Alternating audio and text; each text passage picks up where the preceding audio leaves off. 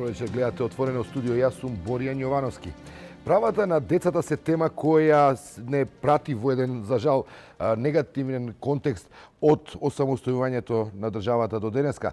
Во тој период некако коинцидира и постоењето на невладината организација Меѓаш или првата детска амбасада, која беше основана пред точно 27 години на денешен ден. И по тој повод денеска во Отвореното студио мој гостин е првиот човек на оваа организација, драги Змијана. Змијана, добро дојдовте во Отворено студио. Убав повод со оглед на тоа колку време во континуитет ја следите оваа проблематика, доста чувствително се разбира. Убав повод да направиме едно резиме и да видиме до каде сме. Што е со односот на ова општество кон децата? Има и позитивни промени, има проблеми кои се среќаваат во континуитет, има кои се продлабочуваат и влошуваат. Кои се хронични да речеме најголеми проблеми кои ги задираат децата? Бидејќи ги има многу, најдобро да ја направиме барем позитивната промена, тоа е дека веќе за правата на децата и врските кои ги има децата се говори на највисоко можно ниво. И во законодавната, и во извршната власт, и во воспитно-образовниот процес, и во семејната заедница. Значи, децата се субјект со, би рекол, полкапацитет на не само на сознавање на своите права. Можете да направите една споредба како беше пред 27 години кога почнавте и сега? Беше табу. Децата имаат права. Треба се почитуваат децата. Децата имаат права на свое мислење. Децата имаат права на учество. Децата имаат право да имаат своја приватност. За физичко казнување да не говориме. Сексуална злоупотреба исто така. Значи, состојбата во тој правец дека децата се рамноправни граѓани и имаат корпус на човекови детски права и дека државата ги има ратификувано многу конвенции, вклучително и наш притисок за ратификација на конвенции кои имаат јако значење во почитување на правата на децата. Имаме направено успех. Иако ние уште 97 се залагавме институција посебна детски омбудсман, се направи компромис за еден од замениците на омбудсманот, народниот правобранител, се занимава со оваа проблематика, но сметаме дека тоа треба во догледно време да се изградат капацитети за таа намена. Она што е спорно и што во континуитет се случува, бидејќи ме прашавте што нешто се случува 27 години, 27 години постои ми колку државата, веројатно толкав багаж тешко кој може да го носи, а да си цело време во, би рекол, во континуитет во првата борбена линија, бидејќи новинарите, родителите, најблиските на децата кои имаат проблеми, па некогаш и децата, бараат од нас поддршка и помош и не препознаваат како некој кој не само што знае да го крене гласот, туку бара и одговорност, бара и функционалност од државата. Јас ќе ги наведам проблемите со кои се случуваат децата, потоа можеме и поединечно да разговараме. Во последно време, меѓуврсничкото насилство, булингот е доста проблематичен.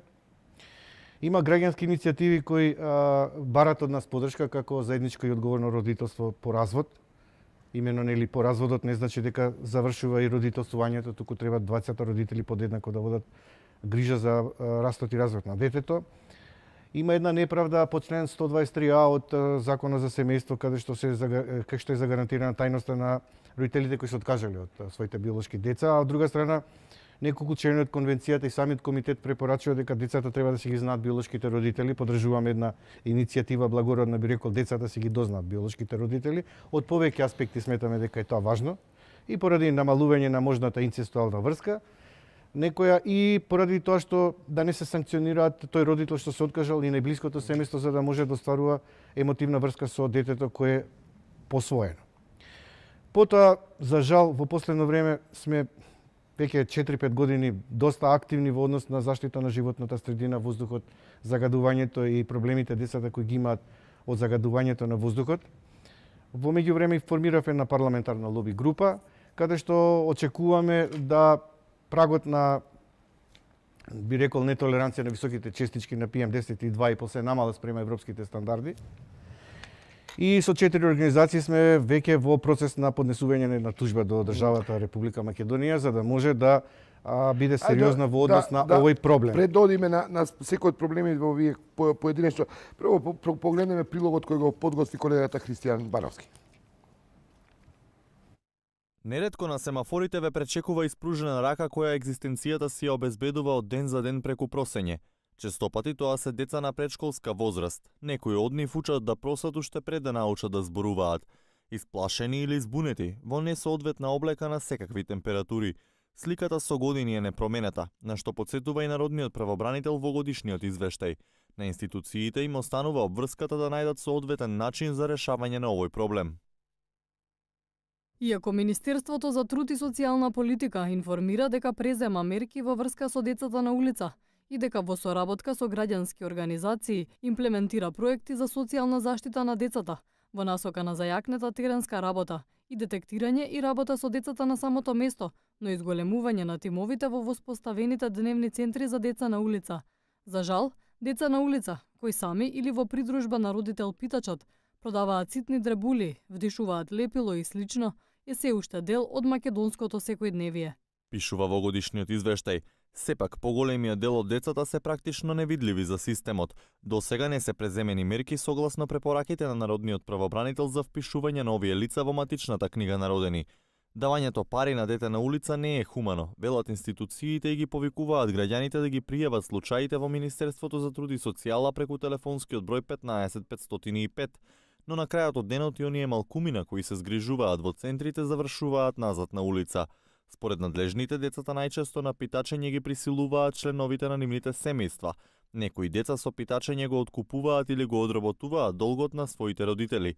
Децата понекогаш организирано се носат на некое место за да просат, а се казнувани ако не заработат доволно. Тоа беше прилогот на колегата Кристијан Баневски на една тема која не следи во секојдневието и која кај сите нас создава револ со оглед на тоа дека се работи за деца, ги гледаме по улиците, децата кои питачат. Повеќе пати се преземани разни мерки за да се спречи оваа појава. Што е проблем? Имаше обиди да се тргнуваат децата од улица, да им се одзема родителското право на родителите, да граѓаните не им даваат средства за да не се потикне опитачењето. Овдека е проблем со злоупотреба на детскиот труд, неписменост и сиромашти. Значи, во еден, би рекол, круг во кој децата не можат да излезат сами успешно, а при тоа и родителите го пренесуваат трансгенерацијскиот начин на обезбедување на екзистенција. И би рекол дека не смееме да ги обвинуваме родителите поради тоа што понекогаш и тие ги принудуваат децата да заработуваат заради екзистенција. Има многу услови кои треба да се исполнат за тоа да не се случи. Значи, за едно дете вие Што можеме ние како општество, институции, невладини организации, медиум, што може да направиме за да тоа Веќе ние сме во контакт со тие деца, имаме дневен центар и знаеме дека тоа не е решение. Покрај проблемот со децата фантоми, невидливите, кои уопште не постојат, може да бидат киднапирани, грабнати, исчезнати, да уопште не се знае каде се. Проблемот е што ги гледаме тие деца и се чудиме што да сториме. 15505, не знам колку може да помогне бројот. Има решение, но за тоа бара буџет. Решението е, би рекол, многу едноставно ако се има јака волја, посветеност, а тоа е, знаете, образованието е решавање на проблемот со сиромаштијата и злоупотребата. Бидејќи ние го подценуваме значењето и улогата на воспитно-образовниот процес, односно градинката, и чекаме децата да го пребродат тој, би рекол, тежок процес кај што деца многу често се регрутираат и за питачење, и за работа на нива и продажба на дребули, како што нагласи новинарот. Ние ја испуштаме таа можност, на време интервенираме и веќе кога ќе треба да бидат запишани во основно училиште, се испуштени. Јас би препорачал до Министерството за труд и социјална политика, конкретно до министерката, која гледам дека се залага и сака да помага во ранливи категории на деца, да овозможи еден буџет за родители кои не можат да ги подмират основните потреби за да бидат децата запишани во градинка, значи да биде бенефицијат од страна на државата, тие средства што треба да се плаќаат. Локалната заедница, социјално одговорни компании, градоначалниците, исто така да се потрудат на тие деца да им овозможат топли обувки и облека за да нема дискриминација по основ на социјален статус и да се отворат нови капацитети градинки, каде што децата од третата година ќе бидат, би рекол, дури и задолжително запишани, затоа што кога ќе започнат да одат во градинка, тие добиваат воспитание, образование, стекнуваат животни навики, се под грижа и надзор на државата и ќе бидат исклучени од улицата. Тоа е веќе прв добар чекор да децата го започнат основното училиште, А ако ја ставиме градинката за оваа ранлива категорија како опција за решавање на сиромаштијата и злоупотребата на детскиот труд, ќе постигнеме многу. Но не е и тоа се. Треба овие родители кои биле злоупотребени од нивните родители да тие деца треба се на известен начин одземат од тие родители кои ги оставаат да просат на улица за да го решат проблемот на сиромаштијата. А каде ќе бидат сместени? Тоа е моето прашање. И како, мислам, тоа сепак не е едноставно од родители да се одземе дете. Крајна мерка е одземање родителско право. Тоа значи немок на системот. Потоа кај се сместуваат? Немок на систем, па знаете вие кај беа сместувани и што се случуваше во такви институции, да не ги набројувам, 25 мај и други. И каков е односот кон тие деца? Тоа не постои повеќе. Па се деинституционализира, но сега јас ќе се фокусирам околу проблемот.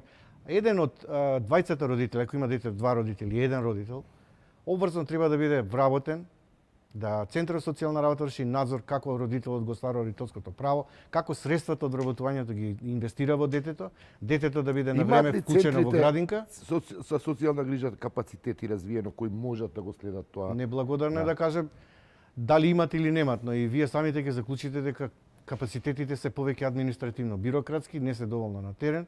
Граѓанството кој очекува од нив да им биде поддршка и помош и од социјален аспект, и од образование, и од воспитен, ја занемаруваат нивната клучна улога во тој дел и мислам дека граѓаните, односно сиромашните семејства, односно децата на сиромашните семејства се едноставно дополнително маргинализирани, виктимизирани од страна на државата затоа што не наоѓа решение како на време да ги интегрира во воспитно-образовниот процес. Министерката за труд и социјална политика преземе една мерка која беше поздравена од јавноста, тоа е укинување на 11 октомври оној дом за деца без родители кој често го критикувавме и потоа ги сместија во разни помали домови каде што има похумани односи. И денеска на еден друг медиум дадов одговор дека да, тоа е за поздравување. Дали може тој проблем да се решава понатаму и за овие деца кои се изложени на улица? 2000 до 3000 деца, па посебно кога таа е бројката со која неформално од граѓански организации кои работат на терен. Значи бројката се движи прво деца фантоми од минимум 300 до 3000. Деца фантоми се деца кои немаат извод од матична книга, не се регистрирани, не се никаде. Не само дискриминација, тие уопште не постојат во системот. Второ, тие што ги гледаме секојдневно, катадневно на крстосниците, и кои се мислиме што да сториме, дали да им дадеме средства, дали да им купиме некаков прехранен производ, дали да се пријават на 1505. Како државата да се справи со тоа, исто е нефункционално. Јас би го дадов одговорот, ама за тоа бара баш токму ресурси од страна на Министерството за труд и социјална политика. Тие деца подитно, најрана возраст, треба да добијат поинакви животни вештини и навики, да се вклучат во градинка, да се отворат нови капацитети, се вработат нови воспитувачи во тие институции. Што правиме за да може кога ќе порасне 6 години да биде веќе вклучен во задолжителното основно образование. За голем дел од овие деца се припадници на ромската етничка заедница. На 6%. Што правиме со проблемот на булинг по основа на боја на кожа? Ако добро разбрав од извештаите и на Европската комисија и на Народниот правобранител, булингот по основа на хендикеп и на боја на кожа е и tekako присутен во училиштата, што дополнително ја проблематизира нивната интеграција, а тоа сепак се однесува на еден слој на населението кој немаат проблем со социјални, социоекономски проблеми. Па булингот по повеќе основи е присутен, значи и по социјалниот статус, и по боја на кожа, и по образовниот статус, и по место на живење. Тоа се санкционирали наставниците, наставничкиот кадар, школите го препознаваат ли? Па прво, ние немаме ратификувана конвенција за против телесно казнување, имаме само за подпишана декларација. Второ, многу малку се работи, значи ние имаме, би рекол, повеќе учество на наблюдувачи кои се неми наблюдувачи кои не знаат и не сакаат да се втурнат во трансформација на конфликтна ситуација и затоа и стартувавме со кампањи Зборовите повредуваат токму за врсничкото насилство, каде што Дури некој се случува и организирани тепачки, па се снимаат децата, па се виктимизира дополнително по Имаше социјални таква една снимка да по социјалните мрежи сеќате неготино Да. и така натаму и така натаму. Што се случи патем? Па беше со тоа санкционирано Беа санкционира неколку луѓе од воспитно образовниот кадар, но требаше се работи со ресоциализација на тие деца, затоа што врсничкото насилство всушност е одлика на она се што се случува во општеството. Секаков тип на насилство, дури семејното насилство и домашното насилство. Ние многу имаме потврламе, повторно ќе кажам, воспитно образовниот процес, семејната заедница, вредносниот систем. Ние толку на ниско ниво да ние едноставно децата ни се препуштени и ние немаме доволно време да разговараме со нив и да водиме грижа. Вие се сеќавате пред повеќе од 10 години стартувавме со една кампања многу поучна, би рекол, со замислувачка порака, дали денес го гушнавте вашето дете, дали денес разговарате со вашето дете, дали му кажавте на вашето дете колку го сакате. Сето тоа е потребно на едно дете, бидејќи не секогаш во училиштето ниту наставниците, ниту класните раководители, ниту психолозите, педагозите, социјалните работници можат да ги исправат сите девијации кои се случуваат во општеството, а при тоа ни родителите не секогаш имаат капацитет и можност да го коригираат. Колку во образованието е присутна темата за правата за децата? Колку децата знаат уствари какви се нивните права? Кои се инаку универзални зацртани во... Децата, мислам дека веќе можеме да говориме дека ги знаат, иако многу учители, наставници, професори велат дека децата имаат и обврски, значи малце треба да се говори и за обврските. Но она што нас не загрижува што не гледаме доволно етаблиран, би рекол, детски активизам, детско учество, нешто каде што, значи имаме ние деца кои од децата бараме да учат, да бидат послушни, тој активизам на, не би рекол бунтовност, ама потреба да го изразат гласно своето мислење, да се самоорганизираат низ разни форми, формални и неформални. Развивање на критичко мислење. Развивање на критичко мислење, дебатирање, низ разни форми, дали денс театар, дали форум театар, изразување на своето мислење. Па вие видите, за чистиот воздух пред владата на Република Македонија, инициирана од една шведска активистка за глобалните климатски промени, колку малку младинци се собираат. Значи, состојбата со загадениот воздух е проблематична, а ние немаме соодветен еквивалент на одговор на масовност во однос на решавање на тој проблем. А ако немаме критичност од младите, би рекол нема можност и нешто да се помрне на Змијанац, во извештајот на правобранителот Печеток прави и по мене доста драматична бројка на абортуси на малолетни лица. Се знае ли тоа?